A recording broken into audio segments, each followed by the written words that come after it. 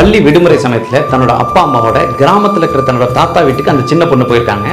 அங்கே தாத்தா பாட்டியோட ரொம்ப க்ளோஸாக இருந்துட்டு, குறிப்பாக தாத்தா எப்போ தோட்ட வேலைக்கு போனாலும் அவர் கூடவே போயிட்டு அவருக்கு தேவையான ஹெல்ப் எல்லாம் பண்ணிட்டு இருந்திருக்காங்க. ஒரு வாரம் பூரா தாத்தாவோடய சுற்றிட்டு இருந்திருக்காங்க. அப்போ எப்போ வேப்ப மரத்துக்கு அடியில் போனால் மட்டும் வேப்பம் பழங்களை எடுத்து சேகரிக்க ஆரம்பிச்சிருக்காங்க. இதை பார்த்து அவங்க அம்மா அப்பாவும் பார்த்துருக்காங்க. இது எதுக்கு எடுத்துக்கிட்டு இருக்கா, ஒருவேளை அவள் தான் கிராஃப்ட் ஒர்க் பண்ணுவாள்ல அதுக்காக எடுத்துகிட்டு இருக்கா அப்படின்னு அவங்களுக்குள்ளே பேசிட்டு இருந்திருக்காங்க. இந்த பொண்ணு அமைதியாக இருந்திருக்கா, எதுவுமே சொல்லலை.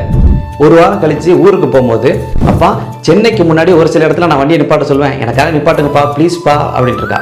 சரிம்மா அப்படின்னு ஒரு இடத்துல வண்டியை நிப்பாட்டிருக்காரு. இந்த பொண்ணு இறங்கி போயிட்டு வேப்பம் விதையை அதில் ஊனி வச்சிருக்கா. அவங்க அப்பா கேட்டுக்காரு, என்னம்மா பண்ணுற அப்படின்னு.